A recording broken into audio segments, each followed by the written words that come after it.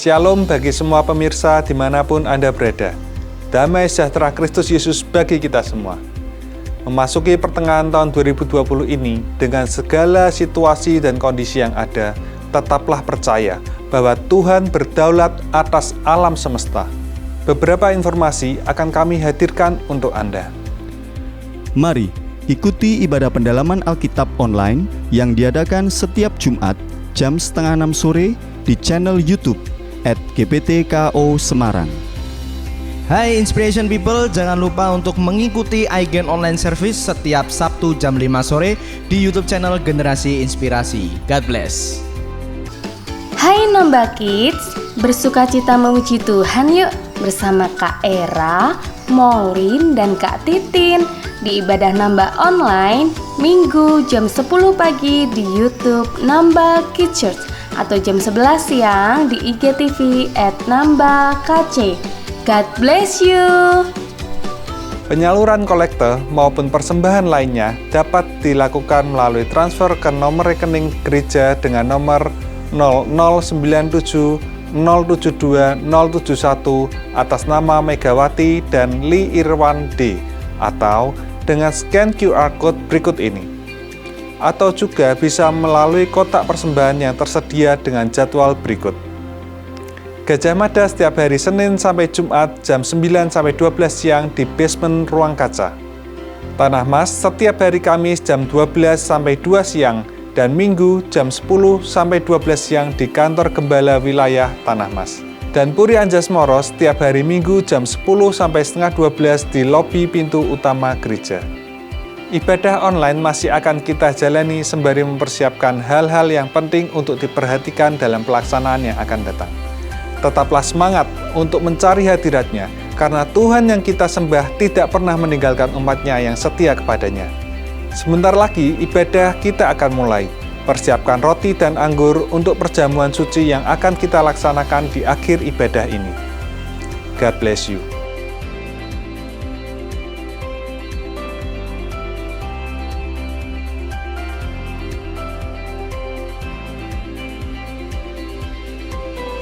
Shalom, apa kabar Bapak Ibu Saudara dimanapun Anda berada? Puji nama Tuhan, kita boleh kembali lagi beribadah.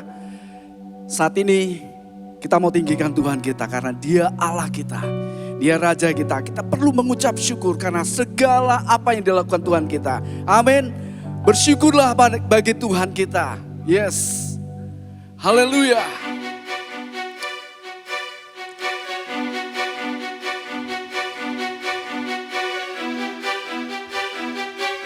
Glory, haleluya. Tinggikan namanya karena Dia Raja kita.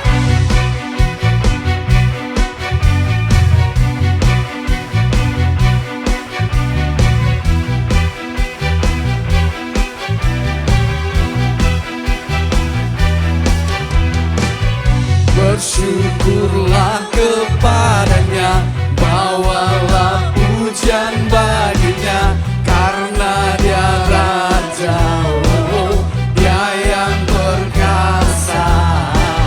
Tuhanlah kekuatanku, mazmurnya keselamatanku, Dia penolongku, yang beri hidupku. Yang berjaya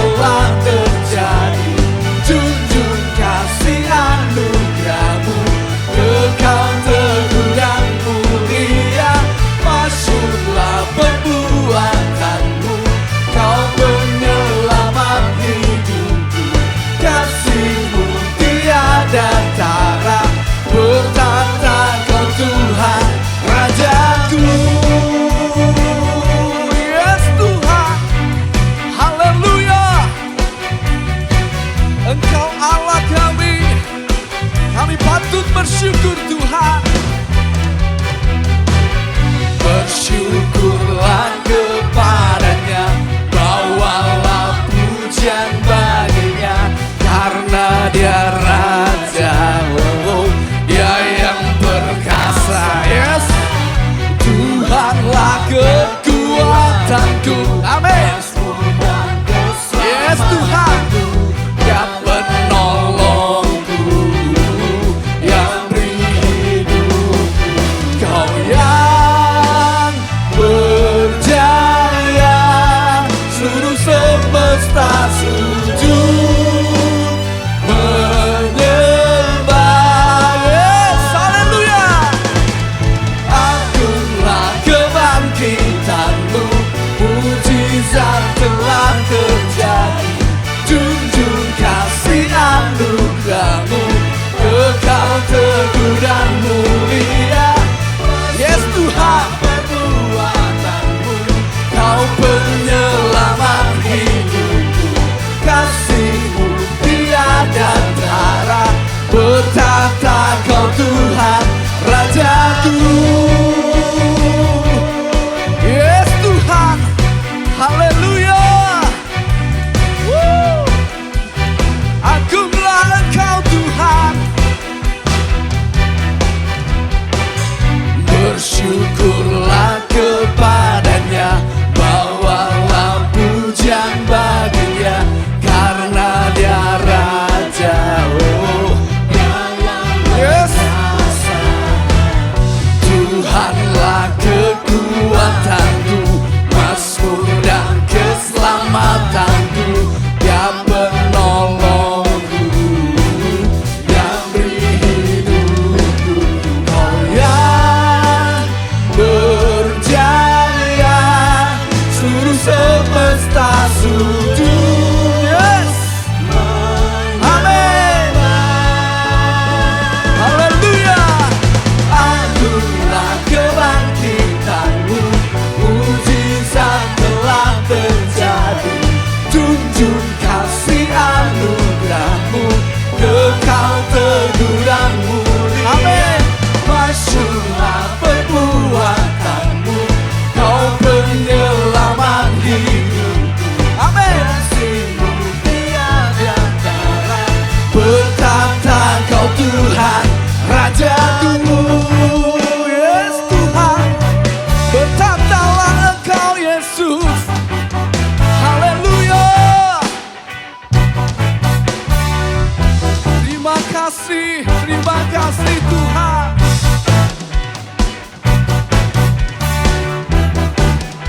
Yes.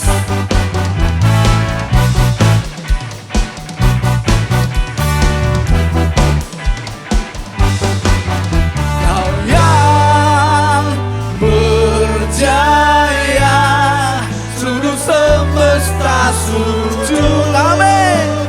Yes Tuhan. Haleluya. Agunglah kebangkitanmu, mujizat telah terjadi. Junjung kasih anugerahmu, kekal teguh dan mulia. Masyurlah perbuatanmu, kau penyelamat hidupku. Kasih-Mu tiada tara, bertata agunglah Tuhan. Agunglah kebangkitanmu, mujizat telah terjadi. Amin. Kasih anugerahmu, kekal teguh dan mulia. Masyurlah perbuatanmu, kau penyelamat hidupku. Kasih-Mu tiada tara, bertata kau Tuhan Rajaku. Yes Tuhan, bertatalah Yesus, Engkau Allah kami. Haleluya. Haleluya. Berikan sorak-sorai bagi Tuhan kita. Yes Tuhan. Ku naikkan syukurku. Amin. Buat hari yang Kau beri, tak habis-habisnya kasih dan amin Tuhan. Yesus Tuhan.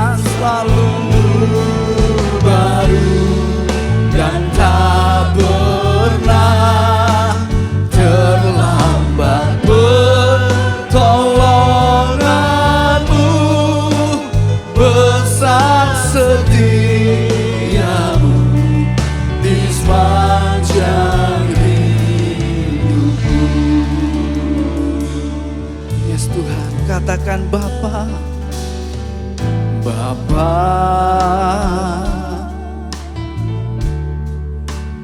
Engkau sungguh baik, kasih-Mu melimpah. Amin Tuhan, amin. Yes Tuhan. Bapa,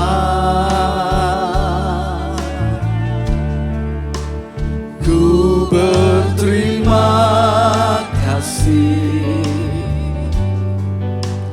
berkat-Mu hari ini yang Kau sediakan bagiku. Ku naikkan syukurku, ku naikkan syukurku, amin, buat hari yang Kau beri. Tak habis-habisnya kasih dan rahmat-Mu, selalu baru Yesus, amin, dan tak pernah terlambat pertolongan-Mu, besar setiamu di sepanjang hidupku. Yes, terima kasih Tuhan. Bapa, Engkau sungguh baik,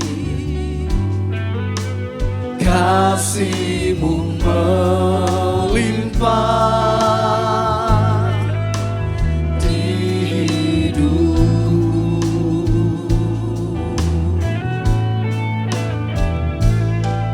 Bapa,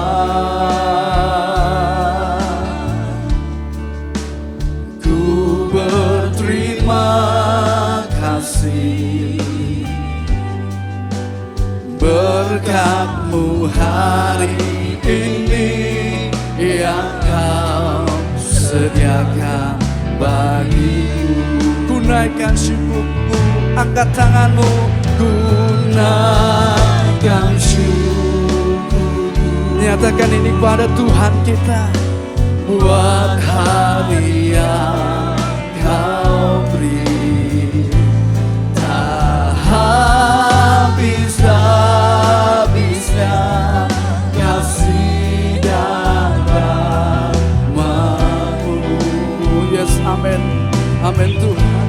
Selalu baru dan tak pernah terlambat pertolongan-Mu, besar setiamu di sepanjang hidup. Ku naikkan syukurku, ku naikkan syukurku, amin Tuhan, buat hari yang Kau beri. Tak habis-habisnya kasih dan rahmat-Mu, selalu baru Tuhan, selalu baru dan tak pernah terlambat pertolongan-Mu, besar setiamu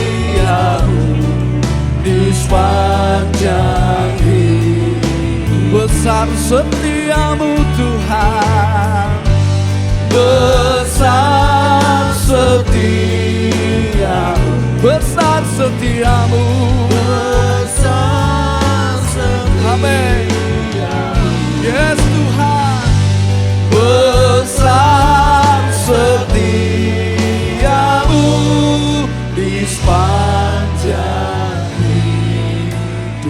Terima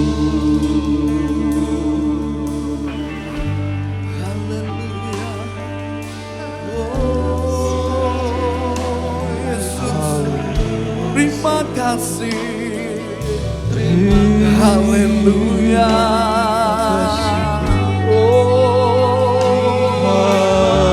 Yesus, Yesus Tuhan. Terima kasih. Haleluya. Terima kasih Tuhan. Terima kasih. Terima kasih Tuhan. Oh, Yesus. Oh, haleluya. Haleluya.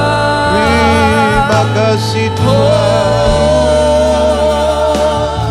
Haleluya. Yesus.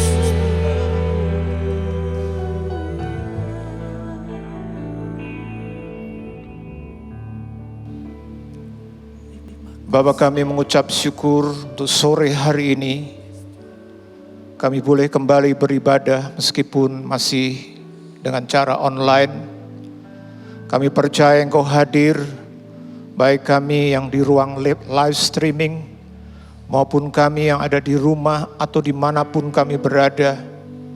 Kami percaya Tuhan Roh Kudus-Mu akan menjamah dan melawat setiap hidup kami, sehingga hidup kami, keluarga kami terus bertumbuh, berbuah dan hidup memuliakan Tuhan. Terima kasih Bapa. Terima kasih ya Tuhan. Sebentar kami akan belajar dari kebenaran firman-Mu. Kuasai setiap kami ya Bapa.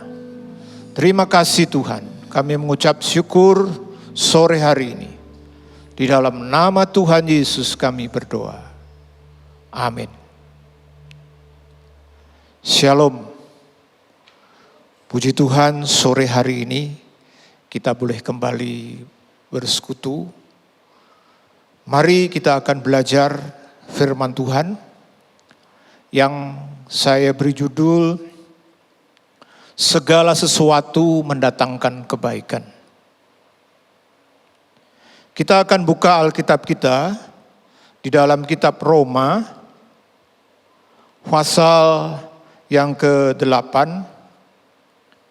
Kitab Roma pasal 8 ayat 26 sampai yang ke-30. Demikian juga Roh membantu kita dalam kelemahan kita, sebab kita tidak tahu bagaimana sebenarnya harus berdoa.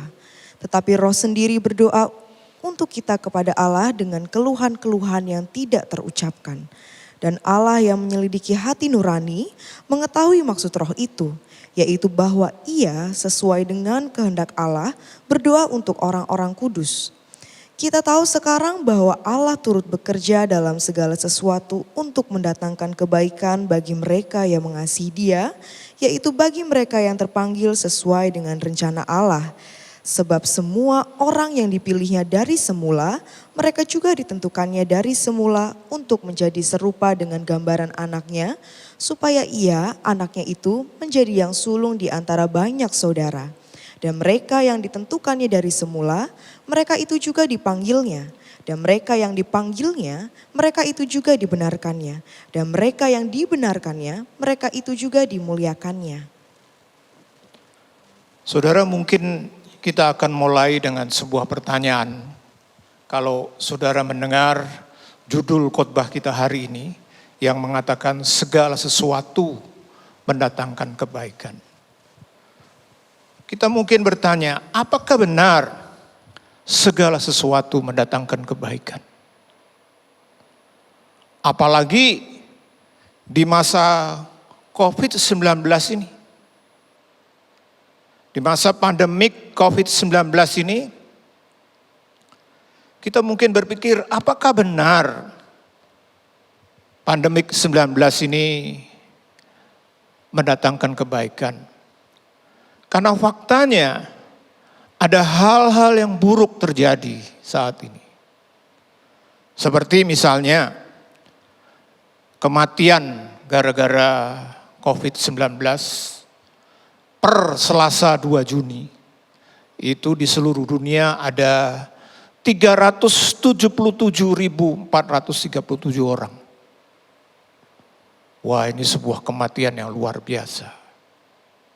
Dalam sebuah perang saja, jarang terjadi ada kematian dengan jumlah yang sedemikian besar. Ini buruk. Lalu juga dalam bidang ekonomi terjadi kehancuran yang luar biasa. Ada gelombang PHK di mana-mana. Bahkan di negara yang dianggap paling maju, salah satunya adalah Amerika. Ada lebih dari 40 juta orang kehilangan pekerjaan. Sehingga tidak heran beberapa waktu ini di sana terjadi kerusuhan. Memang gara-garanya karena ada demo atau demonstrasi berkaitan dengan seorang yang dibunuh secara tidak adil. Tapi ada kelompok lain yang masuk penjara sana sini. Mengapa itu bisa terjadi? Saya yakin salah satunya adalah karena begitu banyak orang yang sudah PHK. Juga terjadi masalah dalam keluarga. Saya menemukan hasil survei dari BKKBN, ini Badan Keluarga Berencana, mengadakan survei pada bulan April dan Mei dalam rangka atau dalam saat pandemik ini. Ditemukan 95% keluarga dilaporkan stres akibat pandemi dan pembatasan sosial. Ya tentu faktornya macam-macam, salah satunya adalah tadi pekerjaan tidak ada lagi. Saya membaca satu artikel, ada sebuah data yang mengatakan ada orang yang tadinya punya gaji 80 juta, kemudian karena di PHK, dia sudah terbiasa dengan hidup begitu banyak pengeluaran, tahu-tahu tidak ada hasil, terjadi kekacauan dalam kehidupan keluarga. Juga Komnas, Komisi Nasional Perempuan, pada tanggal 17 April menyatakan terjadi pengaduan kekerasan pada perempuan sebanyak 204 via email, lalu 268 via telepon, dan 62 via surat. Saya tunjukkan sebagian dari masalah-masalah problem yang buruk terjadi. Sehingga kalau kita mendengar khotbah kita sore ini berkata, segala sesuatu yang mendatangkan kebaikan. Apakah ini benar? Mungkin kita ada yang berkata seperti itu. Saudara yang sedang di rumah, yang sedang dirundung dengan berbagai macam masalah, masalah ekonomi, masalah keluarga, atau mungkin juga sakit penyakit. Mungkin saudara ada yang berkata, pernyataan ini kurang pas. Apa benar mendatangkan kebaikan segala sesuatu? Bapak, Ibu, saudara-saudara yang dikasihi Tuhan, kita akan belajar sore hari ini dari perikop yang tadi kita sudah baca. Dikatakan bahwa Allah turut bekerja untuk mendatangkan kebaikan. Segala sesuatu mendatangkan kebaikan. Kita akan belajar apa sebenarnya makna dari segala sesuatu mendatangkan kebaikan. Supaya apa, saudara-saudara? Setiap kita itu bisa mengerti, meyakini, dan akhirnya kita betul-betul meraih yang namanya kebaikan. Karena ini janji Tuhan. Kalau Tuhan sudah berjanji, pasti Dia akan menepati. Tuhan adalah ya dan amin dalam setiap janji-janjinya. Yang pertama, saudara-saudara, kita mulai dari arti kebaikan itu sendiri. Tadi kita baca dalam Roma 8 ayat 28 dikatakan kita tahu sekarang bahwa Allah turut bekerja dalam segala sesuatu untuk mendatangkan kebaikan. Kata kebaikan itu dalam bahasa Yunaninya disebut agathos. Dalam bahasa Yunani memang kadang-kadang satu kata bisa mempunyai beberapa arti sekaligus. Pada waktu saya melihat di dalam kamus, kata agathos ini mempunyai arti yang pertama adalah keuntungan. Ada arti juga baik, sukacita, dan sempurna. Berdasarkan perikop yang paling tepat, arti dari agathos untuk Roma 8 ini adalah keuntungan. Tapi ada nuansa kebaikan, ada nuansa sukacita, dan ada nuansa sukacita. Ada nuansa sempurna. Sehingga artinya adalah, saya bisa katakan, kalau segala sesuatu mendatangkan kebaikan, artinya segala sesuatu yang terjadi dalam hidup kita itu mendatangkan keuntungan. Karena apa? Karena waktu kita ada di dalam apa yang Tuhan kehendaki, itu akan menghasilkan sukacita. Dan membawa kepada kesempurnaan.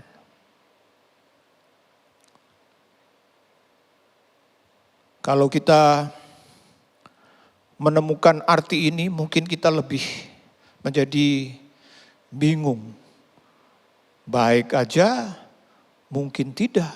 Kok ini dikatakan mendatangkan keuntungan, menghasilkan sukacita, bahkan membawa kepada kesempurnaan. Saudara yang dikasihi Tuhan, kenapa segala sesuatu itu membawa keuntungan untuk kita orang percaya, bahkan membawa kepada kesempurnaan? Karena kita harus tahu, karena dikatakan dalam ayat ini, jangan lupa saudara-saudara, dalam Roma 8 ayat 28 ini, dikatakan kita tahu sekarang bahwa Allah turut bekerja dalam segala sesuatu untuk mendatangkan kebaikan bagi mereka yang mengasihi Dia, yaitu bagi mereka yang terpanggil sesuai dengan rencana Allah. Nah, ini yang perlu diperhatikan. Segala sesuatu itu akan membawa keuntungan, menghasilkan sukacita, bahkan membawa kepada kesempurnaan kalau kita hidup di dalam rencana Allah. Rencana Allah. Ini garisnya. Kadang-kadang orang pakai ayat ini hanya mengutip segala sesuatu mendatangkan kebaikan. Allah turut bekerja untuk mendatangkan kebaikan. Titik. Ada konteksnya, Bapak Ibu. Ada yang melingkupinya, syarat-syaratnya itu ada. Jadi tidak semua hal itu mendatangkan kebaikan untuk kita. Hal yang penting yang perlu kita perhatikan adalah kalau kita ingin menghasilkan di dalam setiap hal hidup kita, bahkan mungkin yang buruk pun terjadi, itu bisa mendatangkan keuntungan, membawa kesukacita dan kesempurnaan. Kalau kita hidup dalam rencana Allah. Tadi dikatakan dipanggil sesuai dengan rencana Allah. Apa rencana Allah dalam hidup kita, saudara-saudara?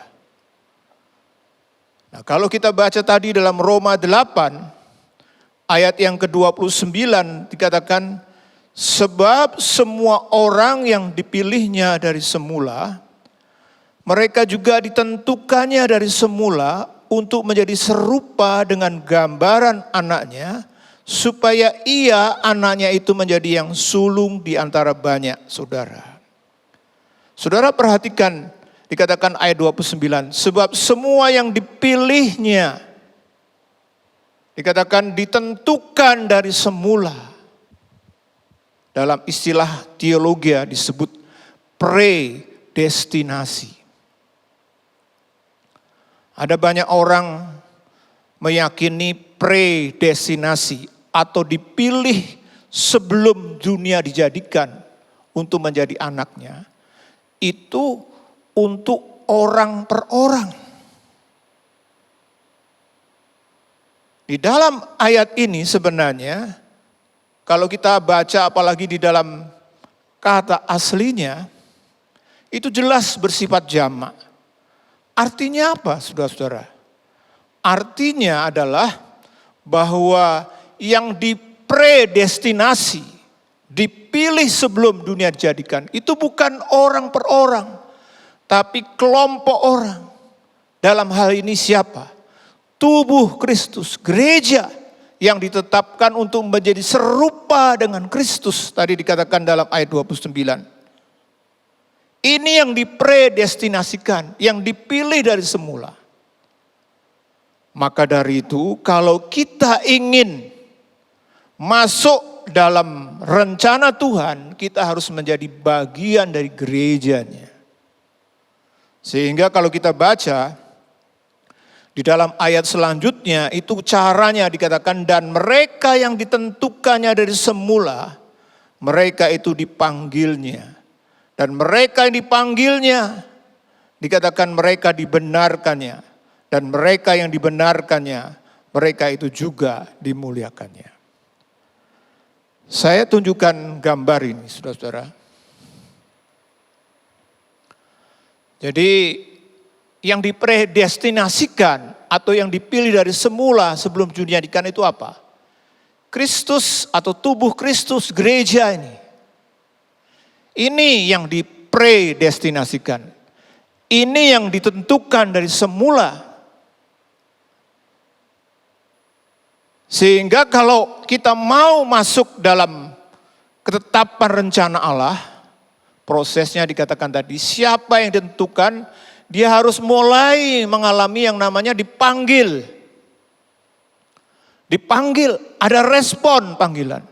Bukankah semua kita mendapat kesempatan untuk dipanggil? Siapa yang merespon?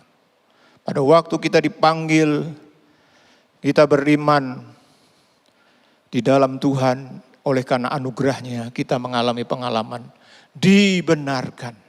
Ini dibenarkan.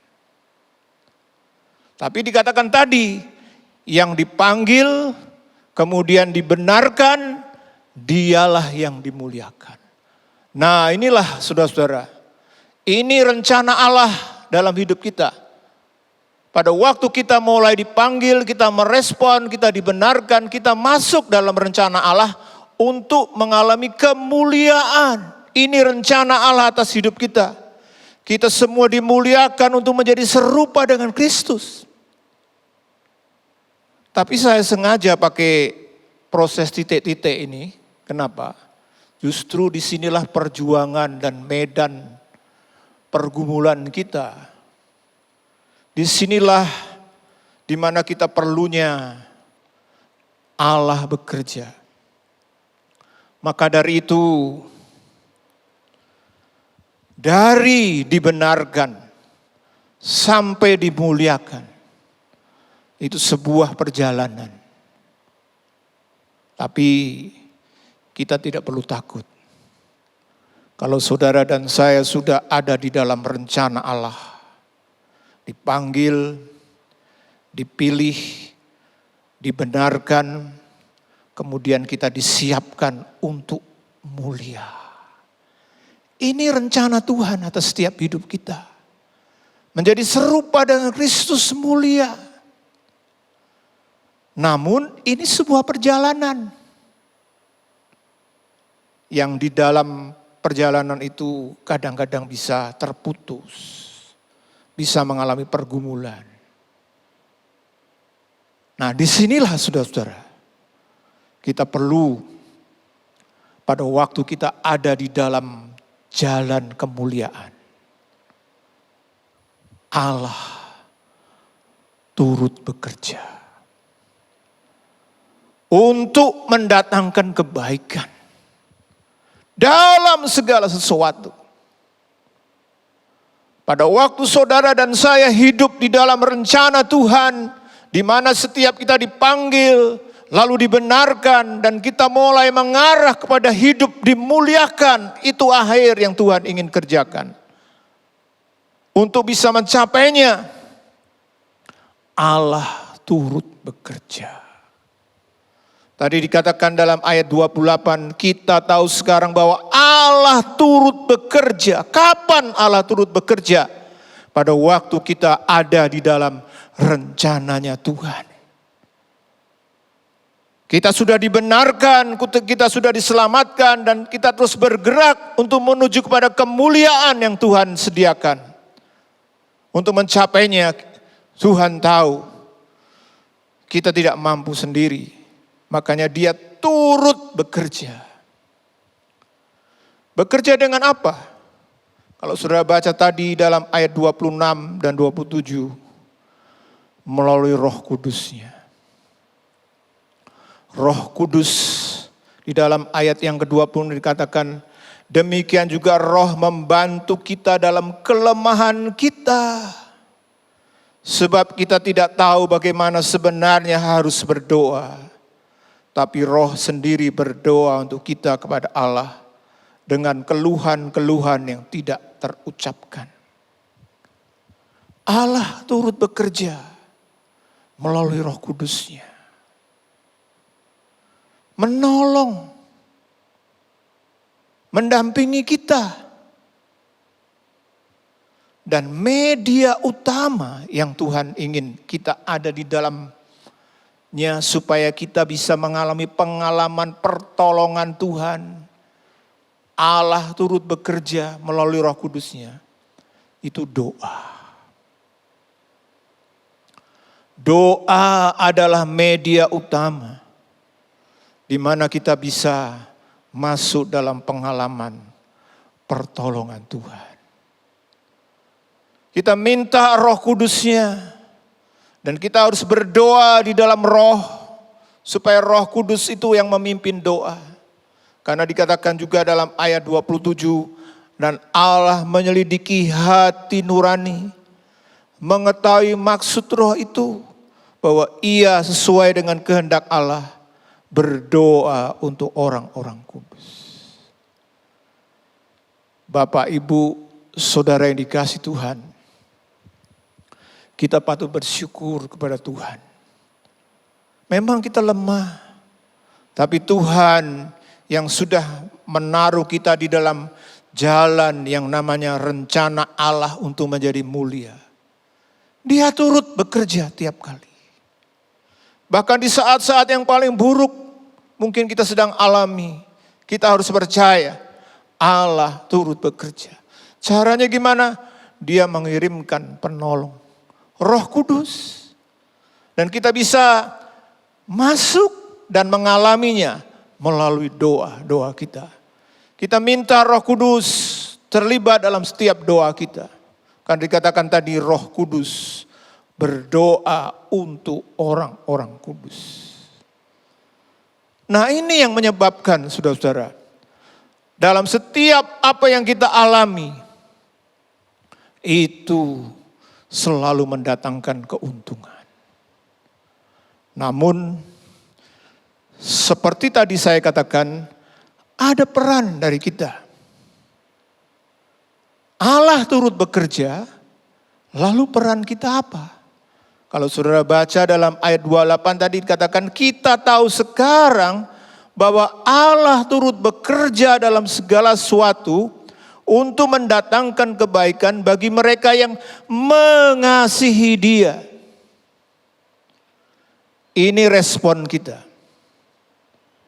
Kita harus percaya kalau kita hidup di dalam jalan kemuliaan-Nya. Setiap kita yang dipanggil, dibenarkan, mengalami keselamatan. Setiap kita punya masa depan yang luar biasa. Kita dimuliakan. Maka dari itu yang perlu kita lakukan adalah kita perlu belajar terus hidup mengasihi. Dan bentuk daripada kasih kita kepada Tuhan salah satunya adalah kita harus berbelas kasih. Bapak Ibu, saudara-saudara yang dikasihi Tuhan, setiap kita, kalau kita bisa mengerti rencana Allah yang mulia atas hidup kita, maka kita akan mudah untuk terus hidup di dalam kasih. Baik kepada Allah maupun kepada sesama manusia. Di dalam Alkitab ada seorang tokoh yang sangat terkenal, namanya Yusuf. Pada waktu di akhir kitab Kejadian, coba tolong dibacakan, ini kata-kata Yusuf yang luar biasa. Kejadian 50 ayat 20, tolong dibacakan. Memang kamu telah mereka-rekakan yang jahat terhadap aku, tetapi Allah telah mereka-rekakannya untuk kebaikan dengan maksud melakukan seperti yang terjadi sekarang ini, yakni memelihara hidup suatu bangsa yang besar. Saudara, kita semua tahu Yusuf sejak muda mengalami banyak penderitaan. Pada waktu usia saya masih muda, dia dibenci oleh saudara-saudaranya. Memang gara-garanya ayahnya pilih kasih. Sehingga semuanya benci. Satu kali waktu Yusuf mau mengunjungi saudara-saudaranya sedang mengembalakan, mereka sekongkol dan berkata, nah ini anak yang suka mimpi, yang dikasih ayah, ayo kita bunuh dia. Nah untung ada Ruben yang berkata jangan. Dimasukkan ke sumur. Saudara bisa bayangkan, Yusuf waktu itu usianya masih 17 tahun, anak remaja. Dikeroyok oleh saudara-saudara yang lebih tua. Setelah itu diangkat, bukan dikembalikan, dijual jadi budak. Seorang anak yang tadinya bebas, semuanya oke, dilayani, sekarang harus jadi budak.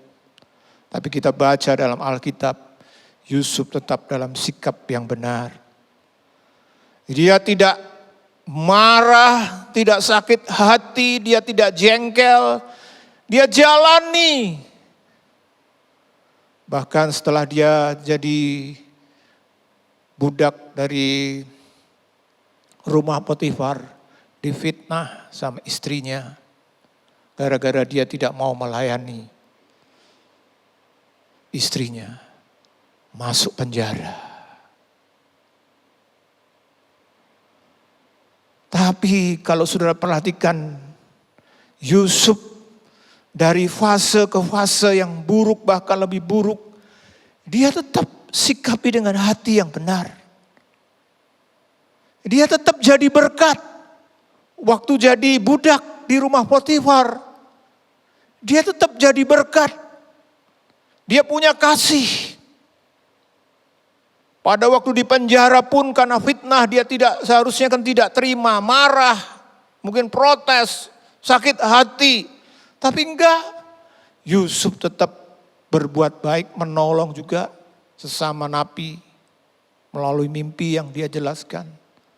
Walaupun orangnya tidak mau ingat tadinya. Sampai akhirnya satu saat dengan cara Tuhan dia naik menjadi orang kedua di Mesir. Di akhir setelah ayahnya meninggal, saudara-saudaranya begitu takut mereka karena pernah mencelakakan Yusuf. Yusuf dia bilang, memang kamu mereka-rekakan yang jahat terhadap aku. Tapi Tuhan telah mereka-rekakannya untuk kebaikan. Kenapa Yusuf punya hidup yang ditandai dengan kasih, belas kasih. Bahkan untuk saudara-saudaranya yang sudah begitu membenci dia, mencelakakan dia. Dia bisa bukan hanya sekedar mengampuni. Yusuf bukan hanya sekedar mengampuni saudara-saudaranya waktu dia berbelas kasih. Bahkan dia memberkati mereka sehingga dia berkata, dengan maksud melakukan sekarang yang terjadi ini, memelihara hidup jadi berkat. Saudara yang dikasihi Tuhan, kalau kita yakin dalam jalan hidup kita adalah jalan kemuliaan, seperti yang terjadi dengan Yusuf. Mengapa Yusuf bisa punya sikap yang selalu baik, yang selalu penuh dengan kasih, mengampuni, berbelas kasih? Karena dia tahu, dia itu punya satu visi. Dia tahu dengan pasti rencana Tuhan atas hidupnya. Mari kita juga demikian. Saya tunjukkan sebuah foto.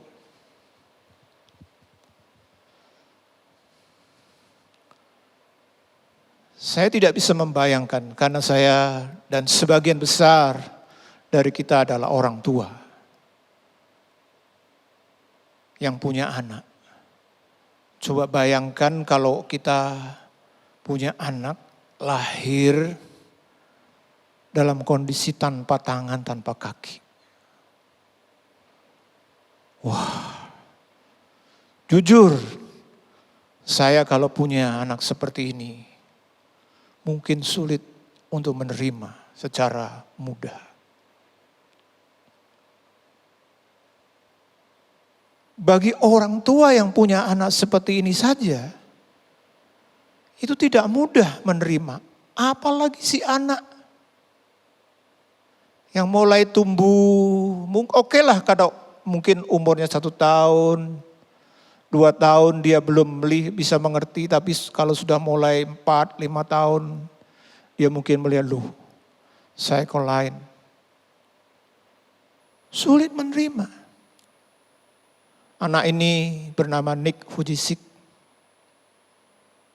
Dia sendiri menceritakan di dalam kisah biografinya. Dia sempat kecewa. Dia sempat tidak terima. Bahkan dia bilang sempat mau bunuh diri. Kenapa? Waktu dia diajak ke pantai oleh ayah ibunya,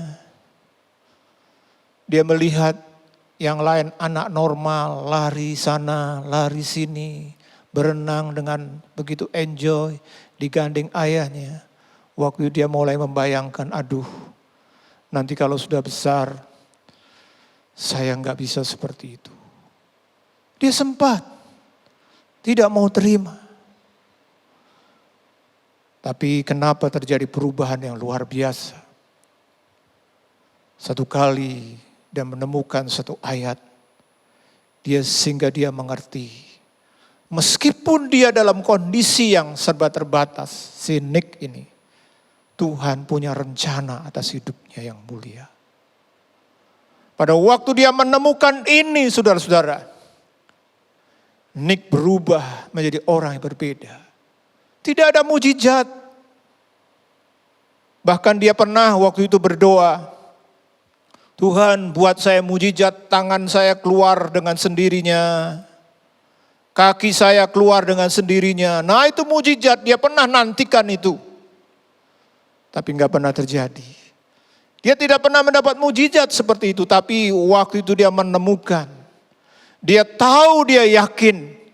Dia meskipun dalam kondisi seperti itu, dia hidup dalam rencana Tuhan. Tuhan punya rencana yang indah. Pada waktu dia menangkap ini, kebenaran ini, dia punya keyakinan ini. Hidupnya berubah. Hidupnya menjadi berkat.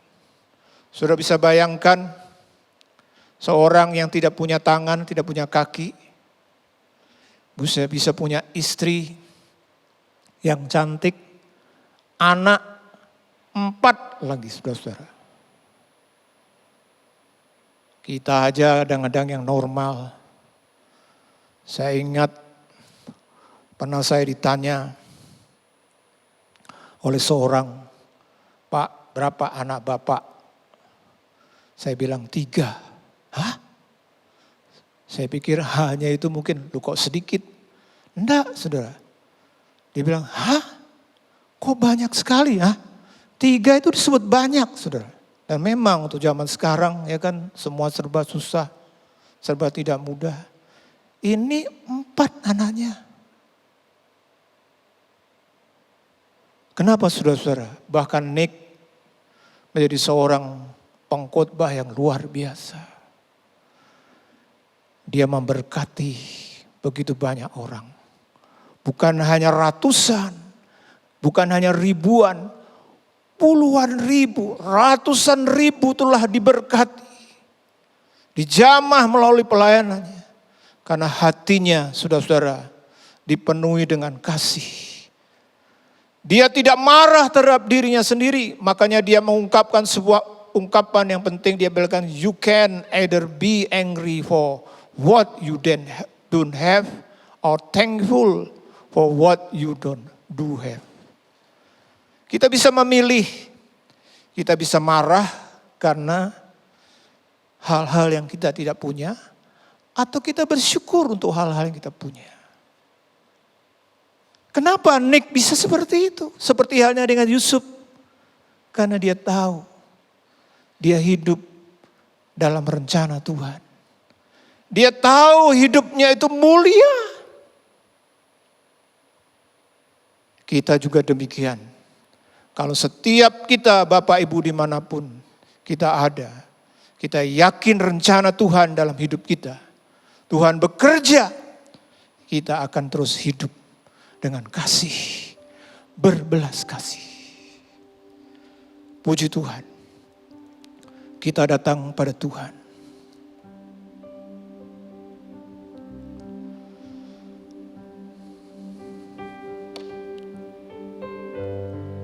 Kita menyanyikan nyanyian Indah Rencanamu.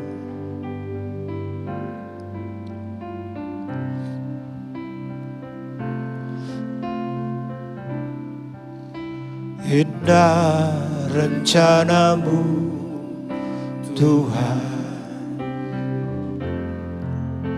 di dalam hidupku.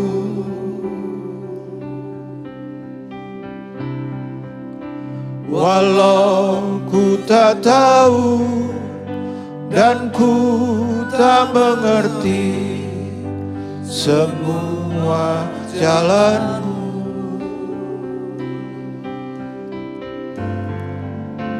Dulu ku tak tahu Tuhan,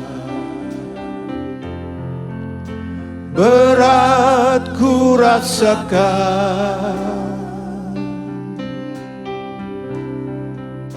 hati menderita dan ku tak berdaya menghadapi semua. Tapi ku mengerti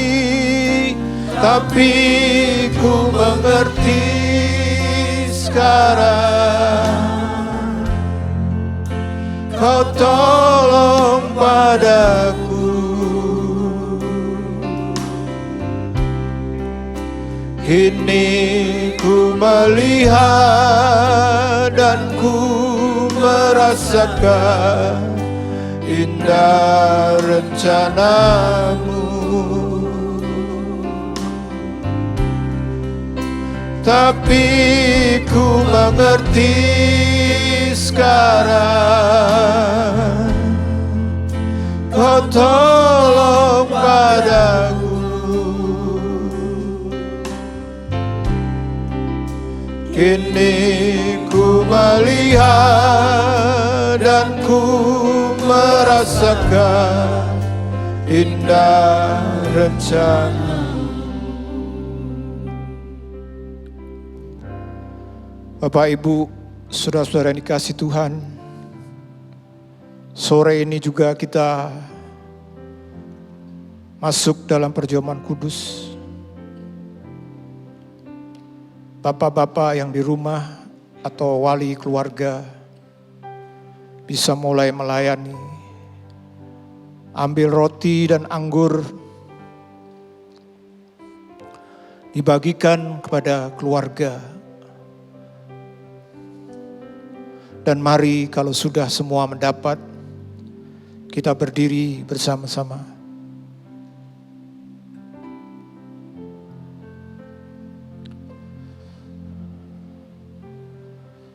Kita renungkan setelah kita pegang roti dan anggur di dada kita masing-masing. Kita bayangkan di benak kita, kita coba imajinasikan bagaimana Tuhan Yesus yang mati di atas kayu salib, Dia yang mengalami penderitaan yang sangat luar biasa. Tubuhnya dicabik-cabik. Darahnya bertetes mengalir. Itu puncak penderitaannya. Tapi Tuhan Yesus tidak menyikapi dengan salah. Dia tidak marah. Bahkan dia sempat berkata, "Bapa, ampunilah mereka. Karena mereka tidak tahu apa yang mereka perbuat." Tuhan Yesus tetap hidup dalam kasih. Berbelas kasih. Kenapa, saudara? Di tengah-tengah penderitaan yang berat, dia tetap punya sikap yang benar. Karena dia tahu salib bukan akhir, tapi bagian di rencana Allah Bapa untuk menyelamatkan manusia dan membawa dirinya pada kemuliaan yang luar biasa. Biarlah kita juga demikian. Mungkin saat ini Bapak Ibu Saudara di rumah sedang mengalami problem, masalah. Entah dengan saudara, dengan istri, suami, anak, orang tua. Atau mungkin masalah pekerjaan. Dan kita mulai kecewa. Percayalah Bapak Ibu. Tuhan Yesus sudah menunjukkan. Dia mati, dia bangkit, dia naik ke surga. Demikian juga dengan kita. Marilah kita percaya pada waktu kita makan dan minum perjamuan kudus, kita juga percaya. Kita dalam jalur yang sama dengan Tuhan Yesus. Kita semua akan dimuliakan. Tuhan Yesus, kami mengucap syukur. Engkau bawa kami semua adalah jalur kemuliaan. Itu sebabnya kami percaya Engkau ada dan setiap kali turut bekerja untuk mendatangkan kebaikan. Terima kasih Tuhan. Kau layakkan setiap kami bersekutu dengan tubuh dan darah-Mu Tuhan. Dan sekarang kita angkat tangan roti lebih tinggi di atas kepala kita. Saudara-saudara yang di rumah, angkat tanganmu dengan roti sebagai hormat kita pada Tuhan. Dengarkan firman Tuhan. Dan setelah itu kita aminkan bersama-sama untuk memakannya. Demikianlah firman Tuhan. Bukankah roti yang kita pecah-pecahkan adalah persekutuan di dalam tubuh Kristus? Amin. Kita makan dalam nama Tuhan Yesus.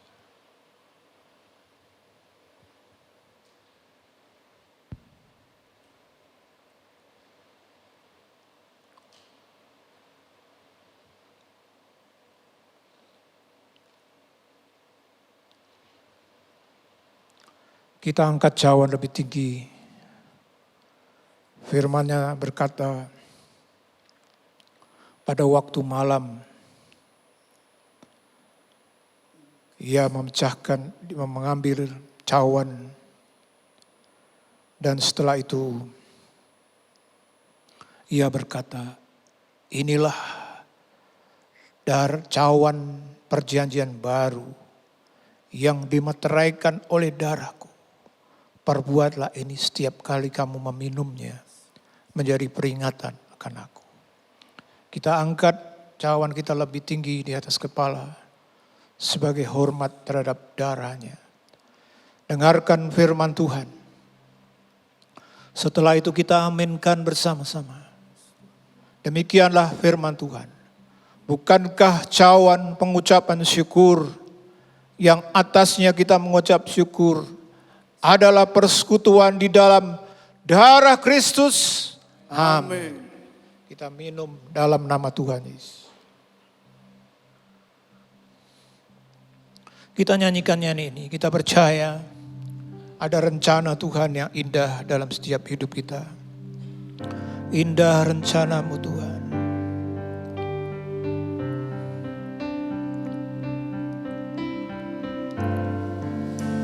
Indah rencana-Mu Tuhan di dalam hidupku.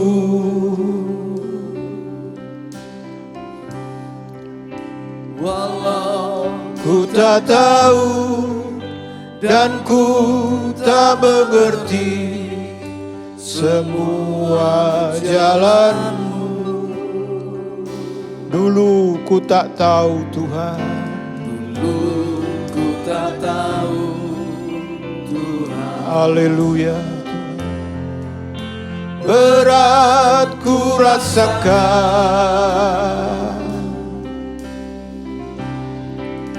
hati menderita dan ku tak berdaya menghadapi semua. Tapi ku mengerti,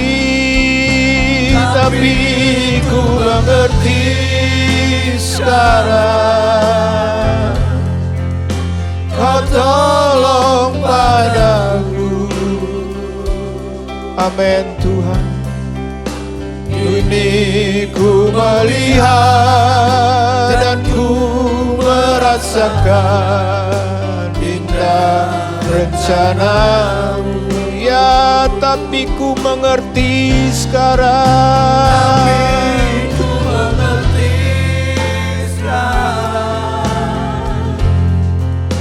Kau tolong padaku.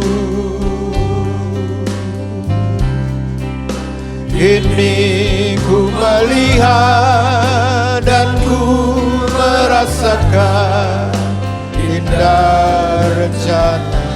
Tapi ku mengerti sekarang. Ku mengerti sekarang. Ya Tuhan,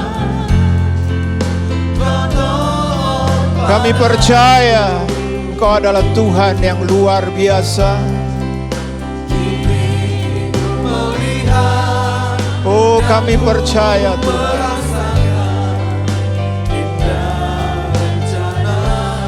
Tapi ku mengerti.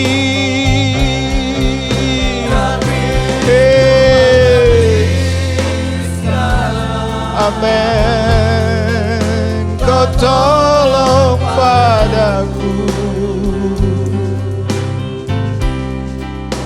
Ini ku melihat dan ku merasakan indah rencana. Kini ku melihat, kini ku melihat dan ku merasakan indah rencana.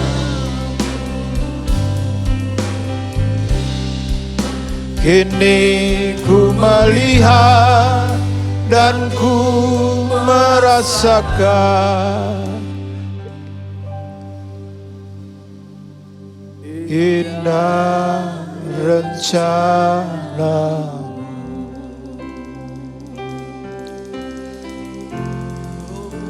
Kami percaya Tuhan, biar setiap kami umat-Mu meskipun di tengah-tengah situasi yang sulit, yang sukar, tapi kami percaya segala sesuatu mendatangkan kebaikan. Sehingga kami terus melihat, karena jalan hidup kami adalah jalan yang mulia. Dan ini menyebabkan setiap kami terus hidup di dalam kasih, sikap yang benar, berbelas kasih. Karena kami percaya kami akan dimuliakan. Tuhan, Kau berkati setiap kami, keluarga-keluarga kami, biar setiap kami sungguh-sungguh terus kuat dan makin bertumbuh di dalam Tuhan. Kami juga tidak lupa berdoa untuk bangsa dan negara kami, Tuhan. Engkau terus berkati presiden, wakil presiden, para pemimpin, gubernur, wali kota, bupati, biar mereka diberi hikmat, kebijaksanaan untuk bisa memberikan jalan keluar untuk masalah pandemi ini ya Tuhan. Kami juga berdoa untuk kota kami Semarang. Tuhan, biar kota kami menjadi kota yang bersih. Kota yang bersih Tuhan. Kota yang bersih dari COVID-19 Tuhan.